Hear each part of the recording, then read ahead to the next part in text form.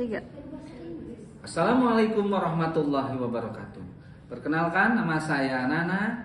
Saya dosen pendidikan fisika FKIP Universitas Siliwangi. Saya menempuh mata kuliah inovasi pembelajaran fisika. Apakah kalian tahu tentang inovasi pembelajaran fisika? Untuk selengkapnya, mari kita simak video berikut ini.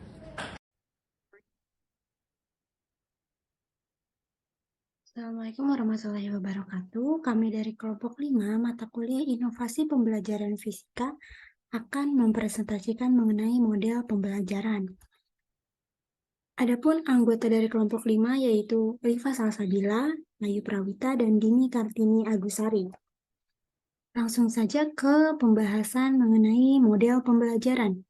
Pada pembelajaran, istilah model diartikan sebagai kerangka konseptual yang melukiskan prosedur yang sistematis dalam mengorganisasikan pengalaman belajar untuk mencapai tujuan belajar tertentu. Model juga berfungsi sebagai pedoman dalam merencanakan dan melaksanakan aktivitas pembelajaran. Kemudian ada model pengolahan informasi, di mana model ini berfokus pada kapasitas intelektual dan lebih menekankan cara belajar informasi spesifik, memperoleh dan mengatur data, memecahkan masalah, serta mengembangkan konsep dan bahasa. Tujuan utama dari model ini adalah yang pertama, penguasaan metode inquiry, kemudian penguasaan konsep dan fakta akademik, pengembangan keterampilan intelektual umum seperti kemampuan untuk berpikir logis, dan beberapa model yang termasuk dalam model pengolahan informasi ada 4. Yang pertama itu the concept attainment model, kemudian Taba inductive thinking model, inquiry training model, dan the advanced organizer model. Untuk selanjutnya ada model pribadi, di mana model ini berhubungan dengan individu dan pengembangan pribadi. Penekanan model ini adalah pada pengembangan individu menjadi kepribadian yang terintegrasi, percaya diri, dan kompeten. Model ini sering ditargetkan untuk mendorong hal-hal seperti harga diri, self-efficacy, pemahaman emosional, dan pemahaman pribadi serta penerimaan.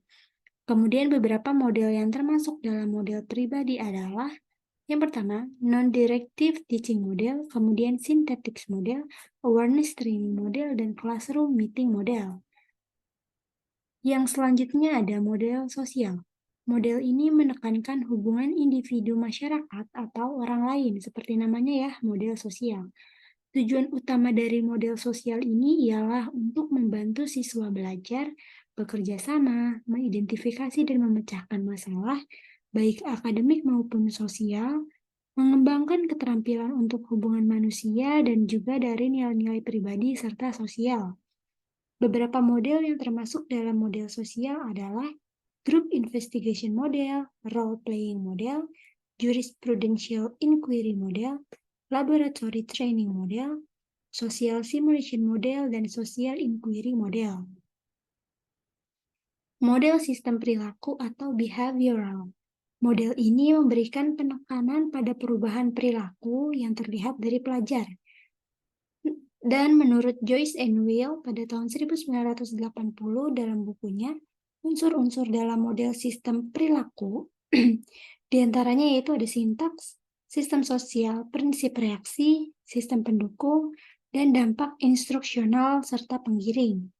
Kemudian selanjutnya ada materi mengenai komponen model pembelajaran. Yang pertama itu ada peserta didik, kedua tujuan pembelajaran, ketiga konten pembelajaran, keempat metode pembelajaran, kelima evaluasi pembelajaran, keenam lingkungan pembelajaran, ketujuh fasilitator, kedelapan umpan balik, dan yang terakhir evaluasi pembelajaran.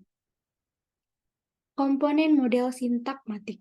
Contoh sintakmatik dalam model pencapaian konsep meliputi penyajian data dan identifikasi konsep, mengetes pencapaian konsep, dan menganalisis strategi berpikir.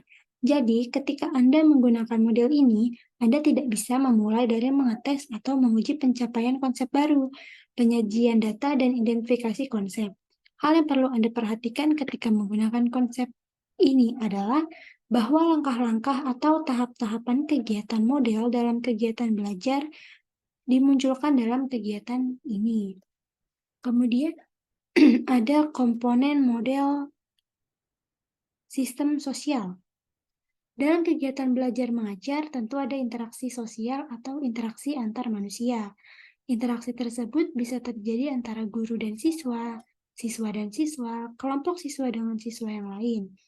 Bentuk interaksi ini dipengaruhi oleh beberapa faktor, antara lain jumlah siswa atau mahasiswa, latar belakang, kemampuan, kematangan siswa, bahkan masalah jenis kelamin dan etnis.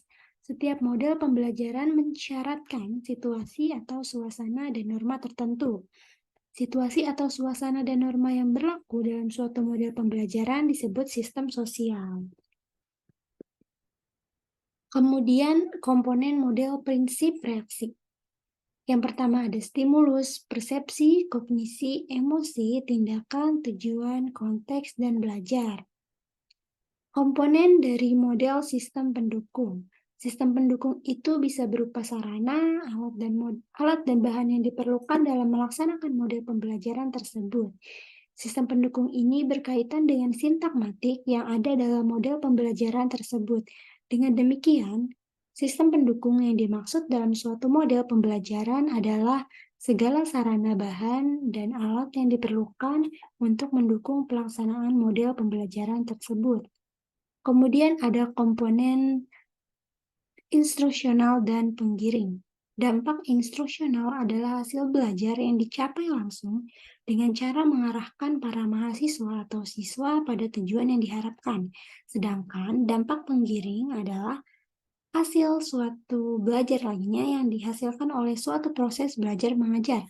Sebagai akibat terciptanya suasana belajar yang dialami langsung oleh para siswa tanpa pengarahan langsung dari dosen maupun guru. Yang selanjutnya ada cara dan strategi model pembelajaran fisika.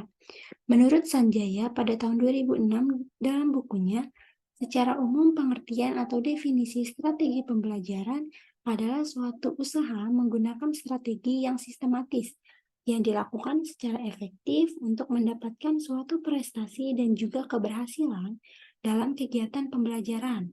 Rencana tindakan termasuk penggunaan model dan pemanfaatan berbagai sumber daya dalam pembelajaran.